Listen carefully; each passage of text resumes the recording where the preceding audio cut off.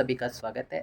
मैं प्रवीण गोस्वामी जैसे हर बार आप लोगों के लिए सेक्स एजुकेशन से रिलेटेड टॉपिक्स लेकर के आता हूँ और उनको अपनी लाइफ से जोड़ करके, अपने आसपास की लाइफ से जोड़ करके आप लोगों को बताता हूँ कि वो कैसे हमारे लिए ज़रूरी है सब और हम ऐसी क्या गलती कर रहे हैं जिसे हमें सुधारना ज़रूरी है। का जो टॉपिक है वो एक बहुत सेंसिटिव पॉइंट से जुड़ा हुआ है। राजस्थान के बिजोलिया क्षेत्र के अंदर एक बच्चा मिला लावारिस कंडीशन के अंदर। बच्चे के मुंह पे फेविक्विक लगी हुई थी, मुंह में पत्थर ठूंसे हुए थे। बच्चा करीब 15-20 दिन का ही है और रिपोर्ट में आया कि बच्चे को जब फेंका गया था उससे पहले उसको स्तनपान भी करवाया गया था। न्यूज़ की हेडलाइन में लिखा हुआ था निर्मम, निर्दयी, ऐसी लाइन को शो करके वो न्यूज़ पूरी पब्लिश हुई। मेरा सवाल ये है इस टॉपिक से पहले कि क्या एक बच्चा इस धरती के ऊपर सिर्फ स्त्री से ही आता है? क्या इसमें पुरुष का कोई रोल नहीं होता? जितनी निर्मम माँ हम हमेशा ऐसे मामलों के अंदर बताते हैं स्त्री को, उतने निर्मम पिता हम लिख करके क्यों नहीं बोलते? पुरुष निर्दयी नहीं है जिसने इस बच्चे को जन्म दिया होगा? कहाँ गया वो आदमी जिसके वीर्य से बच्चा जन्म हुआ? दोस्तों, मैं इस पॉइंट पे जब बहुत अच्छे से समझ पाया, मुझे अपने समाज और सोसाइटी के अंदर घूम रहे कई ऐसे लोगों के चेहरे देख करके मन में घृणा आ गई। क्यों? क्योंकि इस समाज में हमारे बीच कई सारे ऐसे लोग हैं जो जाके बच्चे पैदा करके आ जाते हैं और उनके बच्चे इसी तरीके से मिल रहे हैं और आप और मैं उनको काफ़ी सारा सम्मान देते हैं, हमें पता ही नहीं होता। कुछ ऐसे मामले भी मेरे को देखने में आए सोशल वर्क के दौरान। लोगों ने सेक्स वर्कर के पास जा कर के फिजिकल रिलेशन बनाए। सेक्स वर्कर को बच्चा या बच्ची हुई, व्यक्ति को पता है ये मेरा बच्चा है या बच्ची है, और उसको उन्हीं बुरी स्थितियों के अंदर छोड़ करके आ जाता है। आप सोच सकते हैं कि उन बच्चों का क्या हाल होता होगा बाद में, वो भी आगे जा करके कोई सेक्स वर्कर ही बनते हैं। उन्हें कोई अच्छी ज़िंदगी तो नहीं मिलती होगी।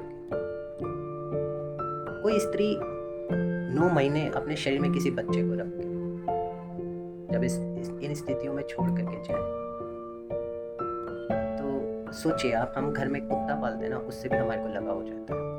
हमारे घर में कोई पुरानी चीज़ रखी होती है, उससे भी हमारे को लगाव हो जाता है। 9 महीने अपने शरीर में रखना और फिर उनको इन स्थितियों के अंदर छोड़ना, कोई ना कोई तो वजह ही रहती होगी। मैं ये नहीं बोल रहा कि ऐसा करने वाली औरतें गलत नहीं होती, करने वाली जो लेडीज़ है कोई ना कोई वजह जरूर है।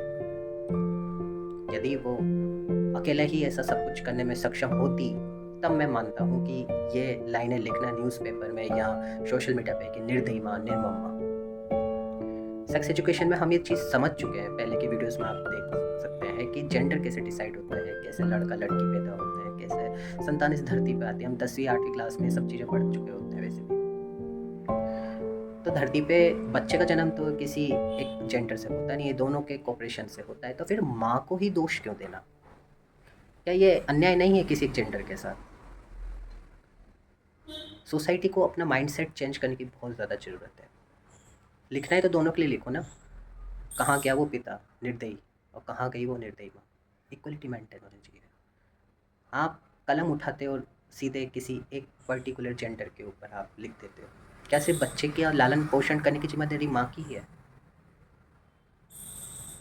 पिता का कोई रोल नहीं होता? और पिता का रोल होता है तो कहाँ गया वो पिता? फिर उसके लिए कोई लाइन क्यों नहीं लिखी गई न्यूज़ के अंदर? समाज से, इस सोशल मीडिया से, इस मीडिया जगत से सवाल है ये।